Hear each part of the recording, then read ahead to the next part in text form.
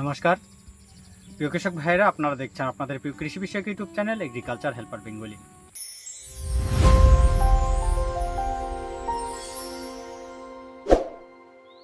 প্রিয় কৃষক ভাইরা, আজ আমরা এই ভিডিওতে আলোচনা করব ধান চাষে ইউরিয়া সারের ব্যবহার সম্পর্কে। আমরা ধান চাষে কোন কোন সময় ইউরিয়া সারটাকে ব্যবহার করব, কোন কোন সময় ব্যবহার করলে আমরা ভালো রেজাল্ট দেখতে পাবো এবং কিভাবে বা কোন সময় ব্যবহার করলে আমাদের ক্ষতি হতে পারে, অর্থাৎ ইউরিয়া সারের ভুল ব্যবহারিক পদ্ধতি, সেই সম্পর্কে আমরা এই ভিডিওতে A to Z আলোচনা করব। আজ আমরা এই ভিডিওতে জানব এই যে ইউরিয়া সার আমাদের যতটা ধানের ফলনকে বাড়াতে পারে, ঠিক তার থেকেও বেশি আমাদের ক্ষতি কিন্তু করতে পারে শুধুমাত্র ভুল ব্যবহারের ফলে। তো চলুন আমরা এক এক করে আলোচনা করি ইউরিয়া সারের ব্যবহার সম্পর্কে আমাদের ধান চাষে। তো এই যে ধান চাষে বিশেষ করে এমন মরশুমে আমরা কোন কোন সময় ইউরিয়া সারটাকে ব্যবহার করব, সেই বিষয়ে আমরা একটি একটি করে আলোচনা করব। আমরা সবার প্রথমে চলুন জেনে নিই যে ইউরিয়া সারের মধ্যে কি আছে। তো এই ইউরিয়া সারের মধ্যে আমরা কি দেখতে পাই? এই ইউরিয়া সারের মধ্যে আমরা দেখতে পাই নাইট্রোজেন, 46% নাইট্রোজেন, অর্থাৎ 100 কেজি ইউরিয়া সারের মধ্যে আমরা 46 কেজি পরিমাণে কিন্তু এই নাইট্রোজেনকে পাই। এই নাইট্রোজেনের কাজ কি? এই নাইট্রোজেনের কাজ হচ্ছে গাছের বৃদ্ধি ঘটানো, গাছকে লম্বা করা, গাছের পাতার ক্লোরোফিল বাড়ানো। এই ক্লোরোফিল যত বেশি হয় তার ফলে গাছ তত বেশি খাবার তৈরি করতে পারে। তাহলে এই যে নাইট্রোজেন আমরা কোন সময় ব্যবহার করব, কখন ব্যবহার করব? নাইট্রোজেনের যেটা প্রাথমিক অবস্থায় যেটা সব থেকে বেশি প্রয়োজন পড়ে সেটা হচ্ছে গাছের গ্রোথ স্টেজে। এছাড়া গাছের একদম শুরু থেকে শেষ পর্যন্ত কিন্তু নাইট্রোজেনের প্রয়োজন আছে, কিন্তু তার মধ্যেও সব থেকে বেশি মাত্রায় প্রয়োজন পড়ে গাছের গ্রোথ স্টেজে। এবার বিষয় হলো এই নাইট্রোজেন তাহলে আমাদের যে খাদ্য আমরা জমিতে ব্যবহার করি বা আমাদের গাছের জন্য প্রয়োজন পড়ে, এটি কি ধরনের খাবার? এটি হচ্ছে আমাদের প্রধান খাবারের মধ্যে একটি। আমরা জানি কি আমাদের গাছ 17 রকমের খাদ্য গ্রহণ করে, তার মধ্যে 3টি আছে যেটা প্রকৃতি থেকে গাছ নিয়ে নিতে পারে এবং বাদবাকিগুলো আমাদের দিতে হয়। এবং তার মধ্যে যে প্রধান 3টি খাদ্য উপাদান সেটা হচ্ছে NPK, অর্থাৎ নাইট্রোজেন, ফসফরাস, পটাশিয়াম।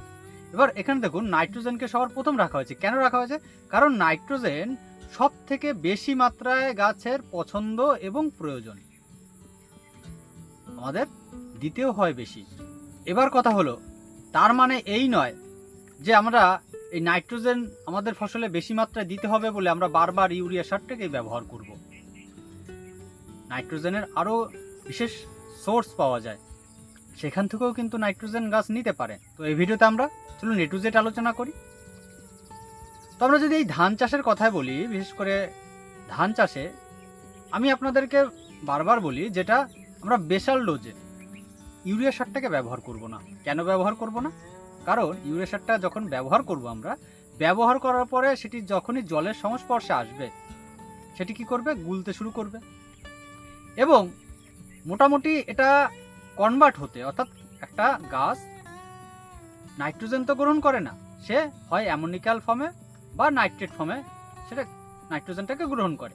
তাহলে এই যে কনভার্ট হতে আপনার 2 দিন সময় লাগে, বিশেষ করে ইউরিয়ার ক্ষেত্রে এটা। এবং তার মেয়াদকালটা কতদিন থাকে? মোটামুটি 4 থেকে 5 দিন পর্যন্ত থাকে এবং কিছু পরিমাণ খুব স্বল্প পরিমাণে যেটা 7 থেকে 8 দিন পর্যন্ত থাকে, অর্থাৎ বেশিরভাগটা রিলিজ হয়ে যায় মোটামুটি 3 দিনের পরে, 5 দিনের কি 6 দিনের মধ্যে। তাহলে সেক্ষেত্রে আমরা যদি বেশাল ডোজে এই ইউরিয়াটাকে ব্যবহার করি তাহলে কি হচ্ছে? আমরা ধরুন বেশাল ডোজে ইউরিয়াটাকে ব্যবহার করলাম, সেক্ষেত্রে এই যে গাছ সে নিতে পারবে না ঠিক মতো। কেন নিতে পারবে না? এখানে যদি আমরা একটু গল্পের মধ্যে বোঝার চেষ্টা করি, ধরুন আমাদের বাড়িতে কোনো অতিথি এসেছে। এবার অতিথি আসা মাত্র আমরা কি করি? আমরা কি তাকে তার সামনে খাবারের থালাগুলো সাজিয়ে দিয়ে তাকে খাবার খাওয়ার জন্য বসিয়ে দিই? সেটা কিন্তু করি না। কেন করি না? কারণ সে অনেক দূর থেকে এসেছে, সে ক্লান্ত। তাকে সবার প্রথম যেটা করতে হয়, তাকে রেস্ট দিতে হয়, তাকে বিশ্রাম করাতে হয়। অর্থাৎ তাকে আমরা বলি আপনি একটু বিশ্রাম করুন, হাত মুখ ধুয়ে নিন, তারপরে আমরা তার জন্য খাবার বাড়ি। ঠিক একই রকমভাবে আমরা যদি একই রকমভাবে একটু চিন্তা করি যে গাছটা যখন আমরা বীজতলা থেকে এই ধানের চারাটাকে তুলে নিয়ে আসলাম, তার মানে কি, তার মাটির সাথে যে শিকড়গুলো ছিল সেই শিকড়গুলো ছিঁড়ে গেছে, সেই গাছগুলো একটা ট্রেসের মধ্যে চলে গেছে। তাহলে সবার প্রথম আমাদের যেটা করতে হবে, ধানের চারাটা বসানোর পর তাকে সেই ট্রেসটাকে রিকভারি করার জন্য তাকে 2 দিন টাইম দিতে হবে, সময় দিতে হবে। আমরা তারপরে তার পছন্দের খাবারটা তার সামনে আমরা তুলে ধরব, এবং যখন আমরা তারপরে এই যে তার সামনে 2 দিন পরে যখন তার পছন্দের খাবারটা তুলে ধরছি, সে সেই খাবারটা খাওয়ার জন্য পাগলের মতো তার লোভ যেন সংবরণ করতে পারবে না।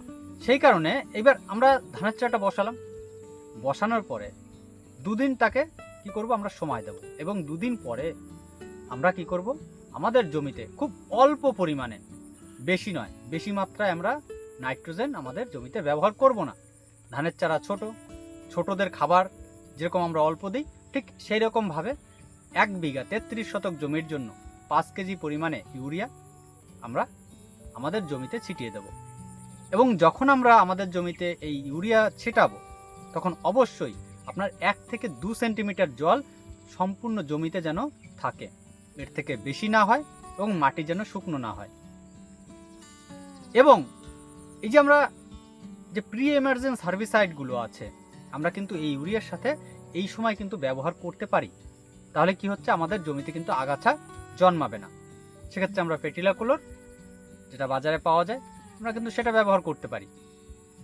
তাহলে এক হচ্ছে আমরা আমাদের গাছের জন্য নিউট্রিশনের ঘাটতি পূরণ করছি, আবার অন্যদিকে আমরা জমির আগাছাকে দমন করার একটা পদ্ধতি কিন্তু তৈরি করে ফেললাম। তাহলে এইখানে আমরা কেন দিচ্ছি, কারণ যখন গাছটা রিকভারি করে নিল নিজেকে, এবার কি হচ্ছে, এই যে যখনই নাইট্রোজেনটা পাবে, সে কি করবে, একদম নতুন নতুন শিকড় সে ছাড়তে শুরু করবে। কেন, ওই নাইট্রোজেন খাবার, তার যে পছন্দের খাবার তার সামনে চলে এসেছে, সেই খাবারগুলো তার খাওয়ার জন্য। এর পরবর্তী সময় যখন আমরা ধানের মিনি চাপান ব্যবস্থাটা রাখবো, কতদিনে, 10 থেকে 15 দিনে। এই সময়টা কেন, এই সময়টা এই কারণেই আমরা রাখবো, এই যে আমরা বলি ধান গাছ বসানোর পর মোটামুটি 7 থেকে 8 দিন পরের থেকে সে কি করে তার পাশকাঠি ছাড়ার জন্য তৈরি হয়ে যায়। এবং যখন সে পাশকাঠি ছাড়ার জন্য তৈরি হয়, তখন কিন্তু তার পর্যাপ্ত পরিমাণে নাইট্রোজেনের প্রয়োজন পড়ে। এবং সেই কারণেই আমরা কি করছি, ওই যে মিনি চাপানটা দিচ্ছি, সেইখানে কিন্তু আমরা তার পরিমাণ মতো আমরা ইউরিয়া সার ব্যবহার করব, কারণ সে সেইখান থেকে তার পর্যাপ্ত পরিমাণে নাইট্রোজেনটা পাবে। এবং এখান থেকেই কিন্তু মেন গ্রোথ স্টেজটা শুরু হয়ে গেল। এইখানে আমরা কতটা পরিমাণে ইউরিয়া সার দেব, ইউরিয়া আমরা 1 বিঘা 33 শতক জমির জন্য 10 কেজি পরিমাণে ইউরিয়া সারটাকে রাখবো। এবং এর পরবর্তী সময় যেটা হচ্ছে, আমরা বলি প্রথম চাপান এবং তার পরবর্তীতে দ্বিতীয় চাপান। এই দুটো চাপান ডিপেন্ড করবে আপনার ধান কি জাতের ধান, কত দিনের ধান, তার উপরে ডিপেন্ড করে। এখানে মূলত প্রথম চাপানটা ধরা হয় বিশেষ করে যেগুলো শর্ট টাইমের ধান, 120 দিন, 115 দিন বা 125 দিন, তার ক্ষেত্রে 20 থেকে 25 দিন। এবং যেগুলো 40-50 দিনের বা 45 দিনের ধান, তার ক্ষেত্রে মোটামুটি আপনার প্রথম চাপানটা 25 থেকে 28 দিন বা 30 দিনের মধ্যে। এই যে এই হিসাবটা ডিপেন্ড করে আপনার টোটালি কত দিনের ধান তার উপরে। এবার ধরুন আপনার 150 দিনের ধান, এবার 150 দিনের যদি ধান হয়, তাহলে সেখান থেকে আপনার বীজতলা 30 থেকে 35 দিনের, আপনার সেইখানে বীজতলাটা বাদ দিন। এবার বীজতলাটা বাদ দেওয়ার পর যেটা থাকছে, অর্থাৎ আমরা যদি 120 দিনে ধরি, আবার এটাকে আমাদের 3টি ভাগে ভাগতে হবে।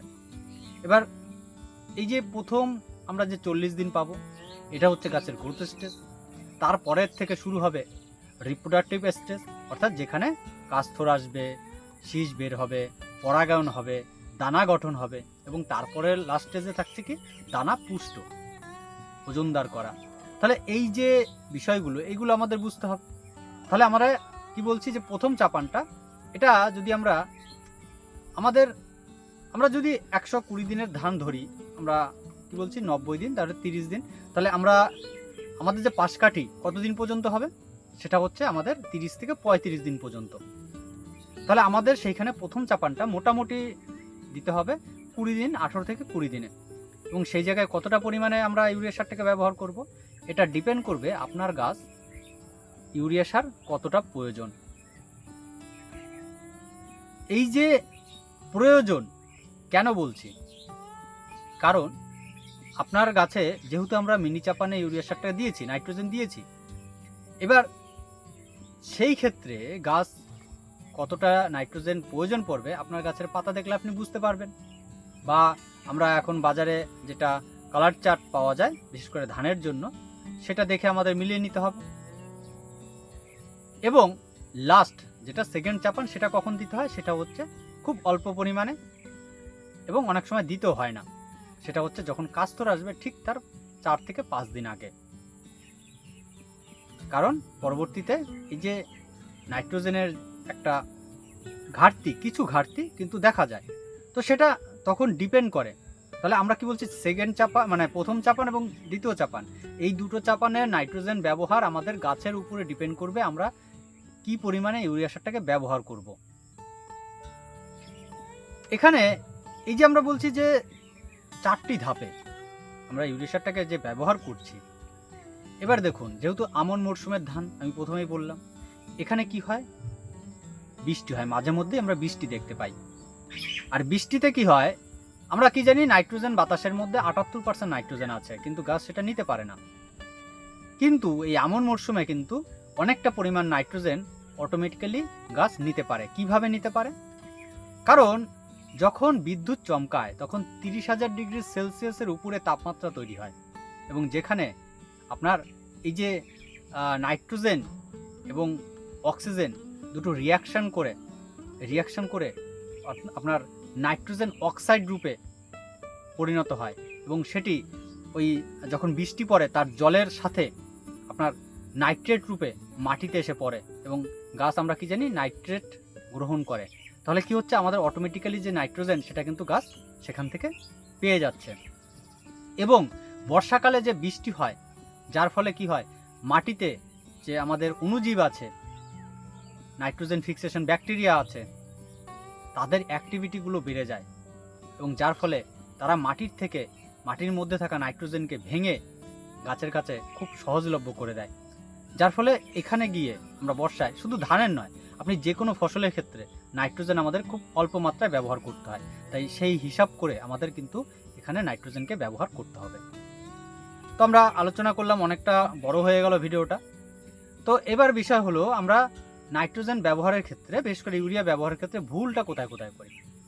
দেখুন, অনেকে মনে করে যে আমরা বারবার ইউরিয়া সারটাকে ব্যবহার করবো না, আমরা একবারে দিয়ে দিই, বারবার ধানের মধ্যে চলাফেরা করা যাচ্ছে না, একবার দিয়ে দিই। তাহলে একবারে দিয়ে দিলে যদি কি হবে, একবারে যদি আমরা ইউরিয়া সারটাকে দিই তাহলে সেক্ষেত্রে গাছ কী করে অতিরিক্ত পরিমাণে লম্বা হবে, গাছ নরম হয়ে যাবে এবং সেক্ষেত্রে বিভিন্ন ধরনের রোগ কীট এর আক্রমণ আসবে।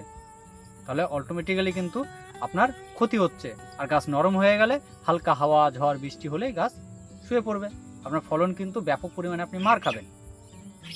আবার অনেকে কি করে, অনেকে শুকনো মাটিতে দেখা গেল ধানের জমিতে জল নেই, মাটি শুকিয়ে গেছে, সেই অবস্থায় ইউরিয়া সারটাকে ব্যবহার করছে। তাহলে সেক্ষেত্রে কী হবে, অ্যামোনিয়াম গ্যাস হিসাবে আপনার বাতাসের সাথে মিশে যাবে। আবার অনেক সময় দেখা যায় অতিরিক্ত জলের মধ্যে ইউরিয়া সারটাকে ব্যবহার করছে, তাহলে সেক্ষেত্রে কী হবে, জলের সাথে লিকেজ হয়ে মাটির নিচে চলে যাবে, গাছ খুব অল্প পরিমাণে পাবে। এবং আরেকটা ভুল যেটা করে থাকে সেটা হচ্ছে গাছ ভিজা অবস্থায়, অর্থাৎ বৃষ্টি হয়ে গেল গাছ ভিজা, সেই তারপরে গিয়ে মাঠে ইউরিয়া সারটা ছিটিয়ে দেওয়া হলো বা ছিটিয়ে দিয়ে আসলো। তাহলে সেক্ষেত্রে কী হচ্ছে, ওই পাতার সাথে কী হচ্ছে, ইউরিয়া সারটা গলে যখন নিচে পড়ছে পাতাটা পরবর্তী সময় দেখা যায় পুড়ে যায়। তাহলে এই যে কিছু কিছু ভুল যেগুলো ইউরিয়া সার ব্যবহারের ক্ষেত্রে অনেকেই করে থাকে। তো এই ভুলগুলো আমাদের অ্যাভয়েড করতে হবে, আর সঠিক সময়ে সঠিকভাবে, এবং আমি বলবো বারবার আপনাদের নাইট্রোজেনকে ব্যবহার করতে হবে গাছের পরিস্থিতি অনুযায়ী, গাছের প্রয়োজন আছে কিনা সেটা দেখে। তো যাই হোক প্রিয় কৃষক ভাইয়েরা, আশা করি এই ভিডিও থেকে আপনাদের কিছুটা হলেও উপকার আসবে। আর যদি ভিডিওটি ভালো লেগে থাকে তাহলে ভিডিওটিকে একটি লাইক করবেন, ভিডিও শেয়ার করবেন, আর কেউ জানা থাকলে অবশ্যই কমেন্ট করে জানাবেন। তাহলে আজ এই পর্যন্ত, দেখা হবে পরবর্তী ভিডিওতে। নমস্কার।